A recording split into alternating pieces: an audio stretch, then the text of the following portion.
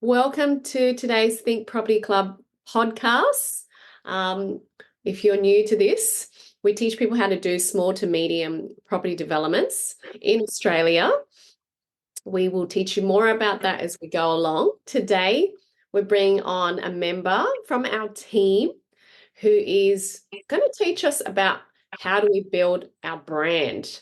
And especially once you dive into property, you really want to know how to brand your property, whether you're selling one house to whether you're selling 20 houses, which is going to get you much better profits in everything you do. Now, I'm going to bring on Ainsley, our branding guru, in a second.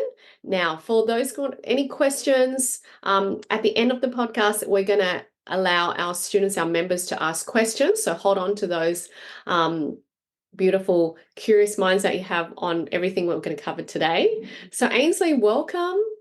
Thank you for Thank you so coming much, on Amy. Nice to today. see you again.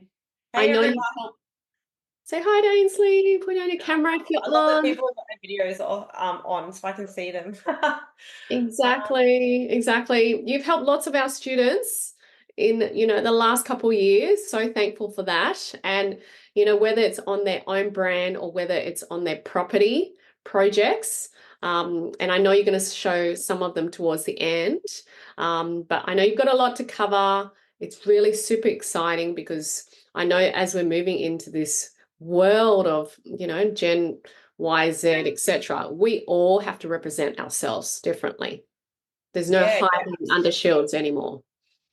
yes, yes. No, it's true. Well, I might dive right into it because I've got hopefully a kind of value bomb everyone. Um, so yes, we're going to talk today about building an authority brand as a property developer. I do this full time, so I do branding for real estate agents and property developments. I love property. I was literally on realestate.com this morning, so I feel like I'm honored and privileged to be here with everyone else that love property too. So we've got six kind of points and a bit of a bonus point at the end. But I thought first we could define what an authority brand is. So this refers to how likely customers are to view your company as a trustworthy source of information or an expert opinion. Um, so if you had brand authority, you may enjoy trust from your customers, a respectable reputation, and a high level of influence in your industry. So we really want to see, we really want your clients to see your value and that they get what your offer is, and to say yes to working with you.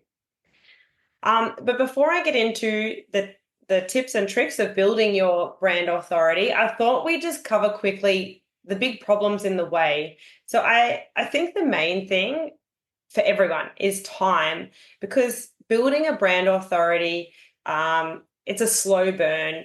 It doesn't have immediate results, but it is effective. It's a really great long-term plan if you can probably a bit like property, really, that long-term plan.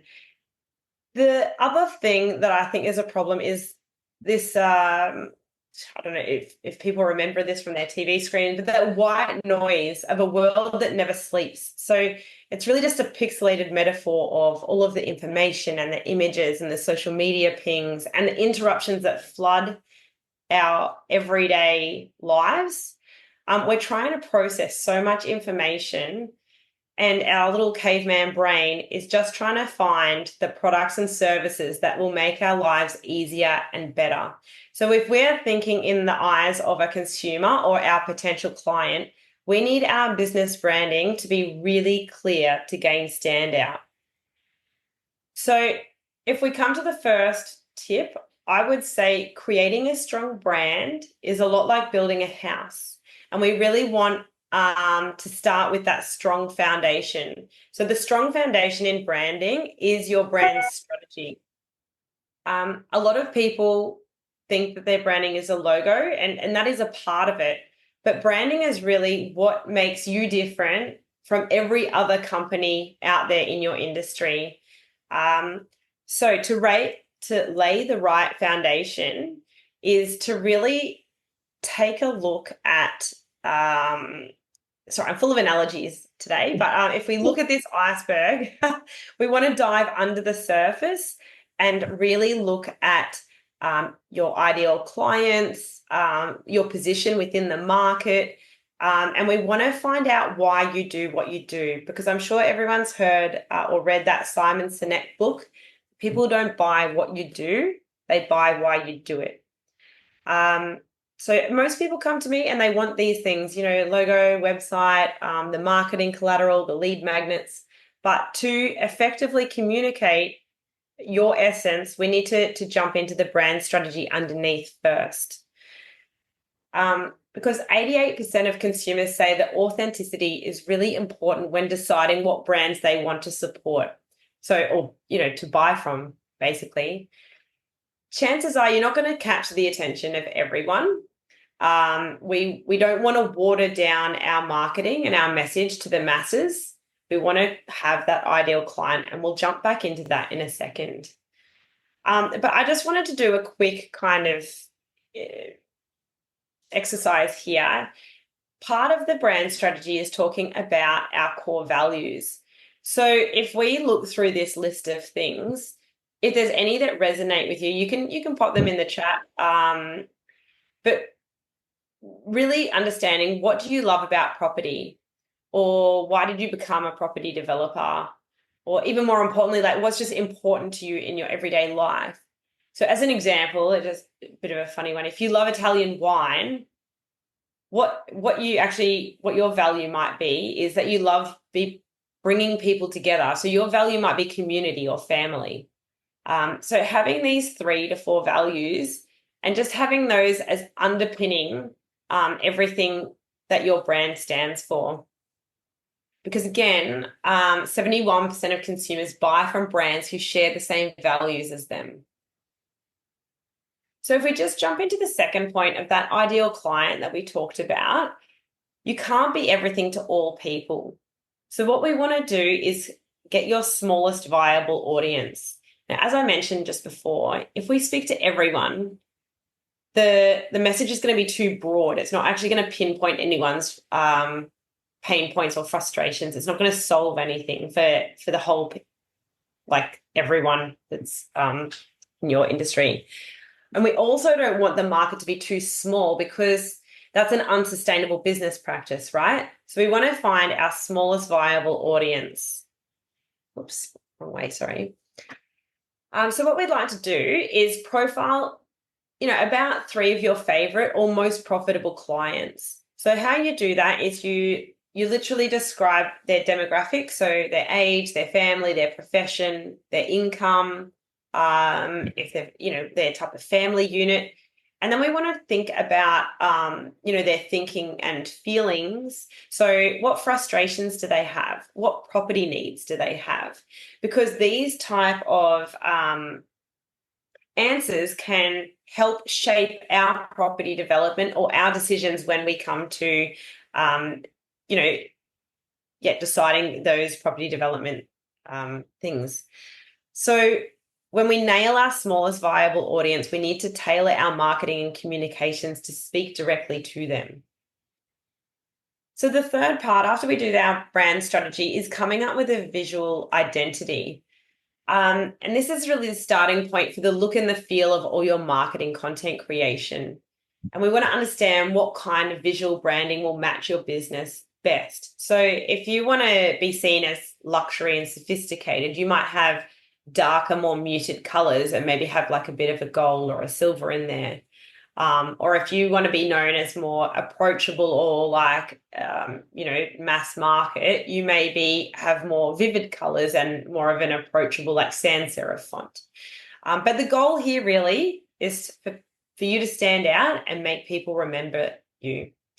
And it's really important to have that visual consistency, because more than 2/3 of businesses say that brand consistency has contributed to revenue growth of 10%. So just having your website and your social media and all of the touch points of your business looking similar, can be really effective. So these are just a couple of logos that we've done through the Next Level program. I can see a couple of you here today, so that's really great. And yeah, the best part is that Jason and Amy actually include this as part of the course. So yeah, these are just a few that we've got here.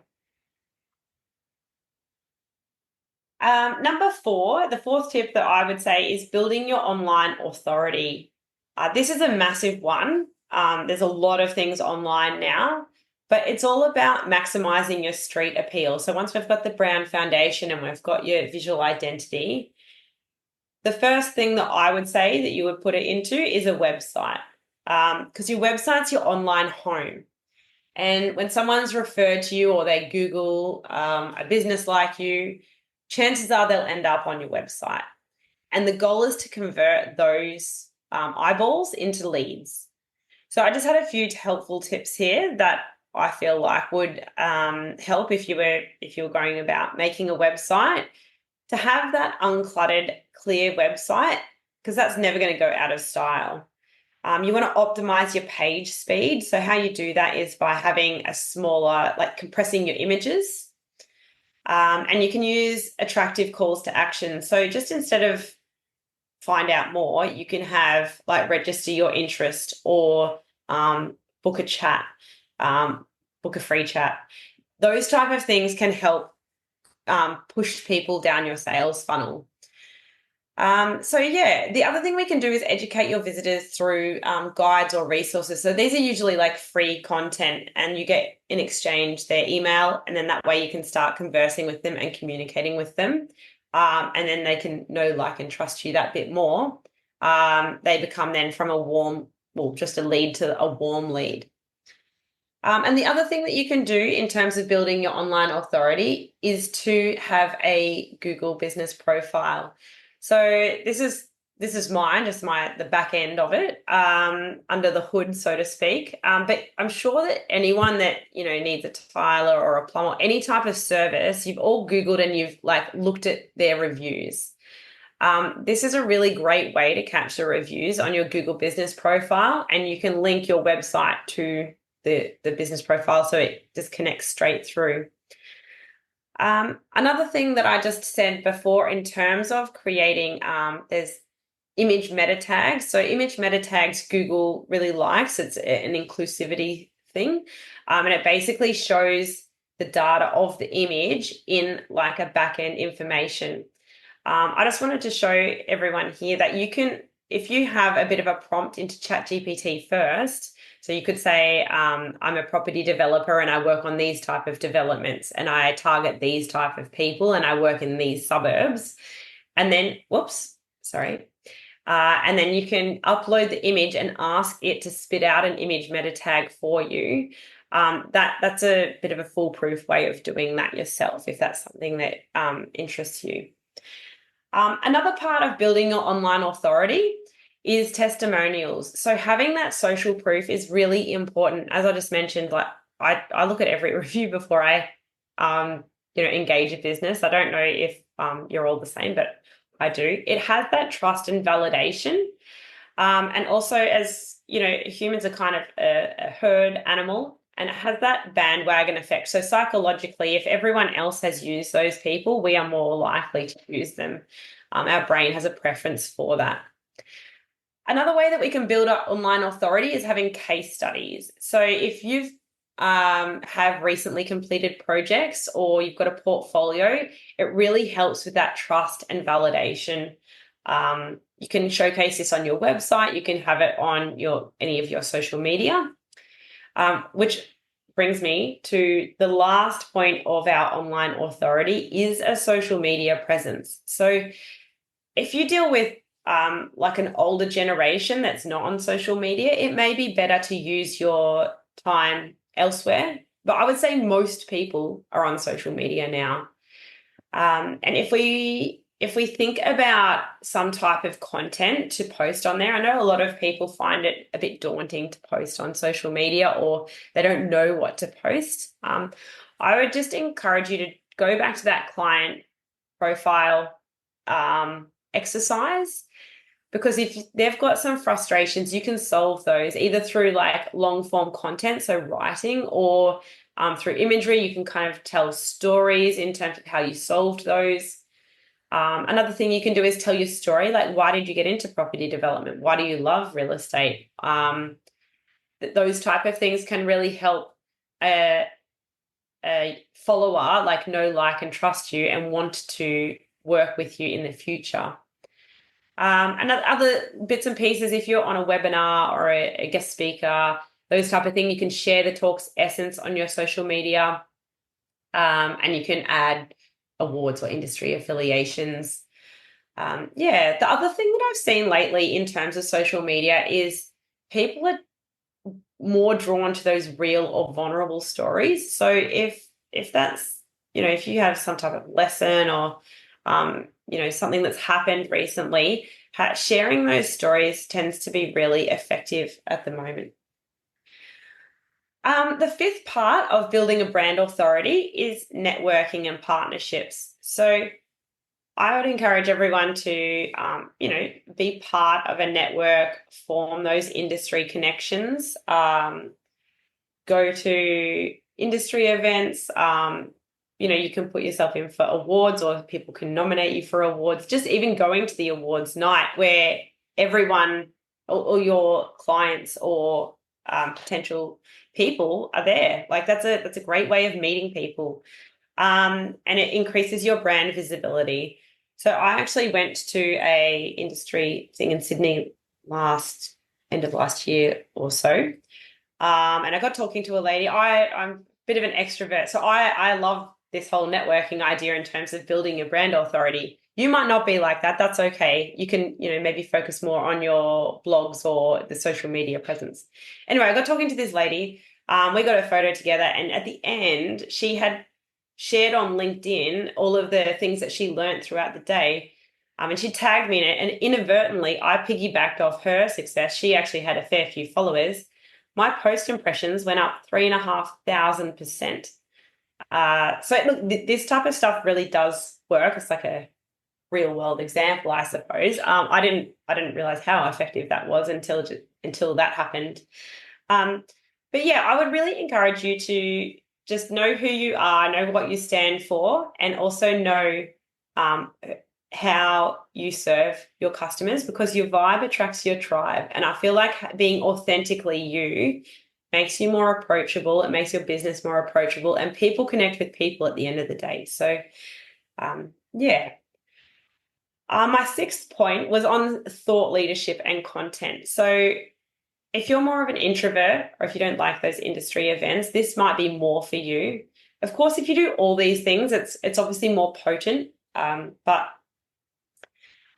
what I mean by the thought leadership is either blog posts, articles, so you can contribute to articles, or you can have your own like LinkedIn article, long form content, or you can have free resources, so downloads from your website, or you can even have like as a button from your social media page.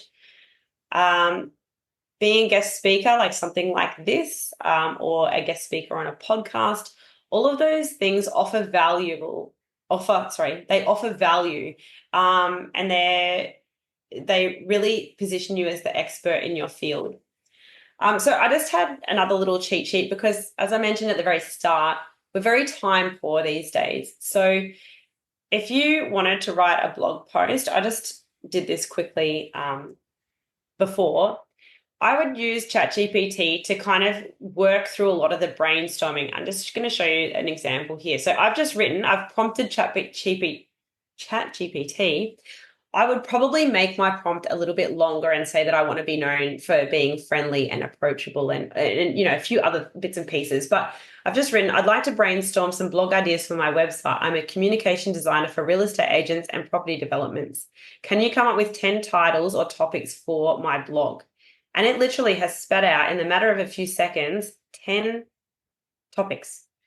So I didn't put the rest, but I kind of went back and forth with it a little bit. I said, hey, I really like number one.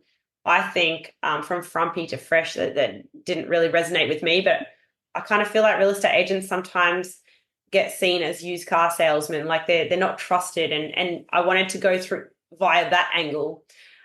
So then at the end of kind of riffing with ChatGPT, I said, thank you, that's very helpful. Can you please write a 500-word blog post based on how real estate agents aren't seen in a good light and highlight the frustrations that people commonly face? So it is literally, I wouldn't say that it's made my blog post for me. I would go back here. I would encourage you to make it your own, put it in your tone of voice, and use some analogies that you usually use. So it's got that consistent branding again. But it has just totally skyrocketed. If you were doing a blog post, instead of it taking like a day, it might take an hour or two. So look, that's a really great way of doing thought leadership and content, and using tools like AI to help you just do it a little bit quicker and save that time. And the seventh tip in terms of building your brand authority is to just monitor it. If you get a Google review, I'd encourage you to reply to it. Google likes that and bumps you up the SEO rankings for that. Having some type of customer feedback survey, or just simply asking them, hey, that was a great job. I really loved how it turned out. Was there anything that was bumpy that you think could be streamlined, or was there anything that made you feel uncomfortable, or anything that we could improve on? Because having that continuous learning and just continually upskilling, having that brand reputation is really important. So that is about the end. That's like a lot of information in about 20 minutes. So I hope that some of that was helpful. Hopefully it hasn't overloaded your brains. So yeah, this is how I can help if you need in the future. But otherwise, let's open it up to questions and have a chat. Thank you, Ainsley. You definitely covered a huge amount on brand identity in like 20 minutes, and they're all gold nuggets and points. So we're coming to the end of the podcast. Thank you. I'm going to switch to our students now for Q&A. I think it's really important, everything that you heard today, everything that we do, Jason and I do in Think Property Club. It's how we've built our brand over the years, and wherever you are on your journey, whether you work for someone, whether you're building development, whether you're doing a little deal or you're doing a couple of deals, or you're looking for money partners, or you're looking for property deals, and you're out there you're talking to other people in the world, you need a brand presence, right? We talk about in step 1 of our property developer success, which is about, building your brand, because we want you to be known or respected more to get better service. And, when we first started out, we didn't have, any portfolio, we didn't have any experience. And, and I know, Ainsley, probably when you first started too, it's like, it is fake it till you make it. And your perception is your reality. So yeah, absolutely. If you're coming and say, oh, hi, I'm Amy, I haven't done anything, I don't know much, and I want some money partners to do a deal, no one's going to want to do anything with me, are they? Right? So we had to get creative. Jason and I got a logo done. We thought about what type of partners we want, what type of projects we want to work on, what type of profits we wanted. And we also looked at other people's, even real estate agents' brands, builders' brands. And we got something done. It was actually Think Property many, many years ago. It's evolved over time now, obviously into teaching you guys. And we got business cards done. We had a simple website. We got letterheads done, and everything came from that logo or branding. So that it wasn't Amy Tang wanting this. It was Think Property Club wants a quote from this builder. Think Property Club is in acquisition to buy properties with the real estate agents. Think Property Club is looking for investors for our property developments. So it wasn't from an individual, it was from a company perspective. And therefore, we got much better opportunities. Deals are coming in from real estate agents. Money partners were interested to talk to us. At this point, even at the beginning, we hadn't done any deals, right? but Yeah, it but did. you're seen as more trustworthy. And even just the in the money partner thing, like instead of just saying, hey, I need $50,000, like if you've got a logo and you could just do it in Microsoft Word, but just like format like the potential money numbers and save it out as a PDF. Like it just, yeah, it has like psychologically so much more trust and validation there for that person that is, investing in your venture.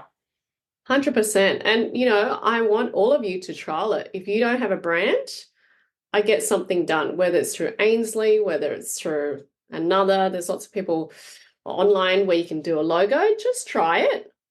And, you don't all have to be Facebooking and social media and all that. Start small and, maybe you could send an email to a real estate agent in your area with your new logo. And you say you're a property consultant, right? And you're looking for opportunities, development opportunities in that particular area in the next 2 to 3 months. And you're ready to review deals and opportunities and see if they come back to you. I know that helped us enormously just in acquisition of getting opportunities, because a lot of you are like, how do I find deals? Where do I find deals? Well, you just got to get out there and network. Find 10 real estate agents, email them from your logo. And what you do, you don't need to write a full essay, just a basic paragraph. And it's a numbers game, right? You might get 2 people email you back with opportunities out of 10 emails sent. Hey, that's good. That's 20%, return rate just on having a simple branding done, right? And if you've got properties that you're selling, hey, even better. You want to give your property, whether it's a renovation, whether it's a new build, whether it's, a small pack of 6 townhouses to 20 units, that needs to have an identity and a brand, because people are buying your story, your values, your belief, not really your product, right? Ainsley, remember how Apple first came out? Yeah, yes, it's all perception. I was sitting on a Also plane say, like, coming back. oh, sorry, what was that? I was sitting on a plane coming back the other day from Bali. My whole family's just been to Bali. We ran a retreat there and for some of our students, and we lived there for a bit. And I looked around, every single person around me had an Apple product. Apple phone, Apple iPad. People had multiples. Jason had like 5 Apple things, of course. I think I have one of every Apple I product. was like, yeah, I was actually thinking this Apple brand that, evolved from a little iPod music MP3 player many, many years ago has evolved into this essential product that every single person in this world probably has. Yes, yeah, absolutely. Times 5 to 10, right? And there's just this trust there, right? And it's important when you're starting out just to build that little brand that you have, and it grows and evolves, and it doesn't have to be the name. It can change over time. But we'll have to get used to setting up something for ourselves. Yeah, absolutely. And Apple's got nothing to do with computers in terms of their business name, and even their tagline was "Think Different," which again, it shows the value, that innovation, the creativity, not so much like the best computer. So yeah, just bringing it back to the property space, I suppose. Definitely, I think that business branding can really help when you're selling the developments. But in terms of the real estate agents, I don't know about everyone else. I'm finding it like things are not on the market long at all. You need an off-market deal, or you need to be in with a real estate agent. And real estate agents just want the job done. They don't want to be dealing with the mum and dad that are like, oh, I don't know, not so sure, like they're quite uncertain. Whereas if you're saying, hey, I'm a business, I need this, this, and this, and you're very specific with your needs and wants, if they've got something that comes up, having a smooth and easy transaction with a business person, they're going to like that a lot more than, going through a few open homes and, a long list of subject tos in their contracts. It all comes back to the time. We're all time poor. We all want things done efficiently and effectively. And if we can all be on point with what we need, coming from that business, like you said, people want to deal with you. Even I know, JV partners and money partners, they don't really want to know the ins and out. Well, they want to know they're in the deal and they're going to make profit. But really, if you're confident, and I think having a brand shows that you've got that confidence, then they're going to want to deal with you during the transaction to say, okay, we're going to be looked after. And that's what you guys are here to represent yourself as professional, not just mum and dad, not just your individual. And you all have the potential to do that.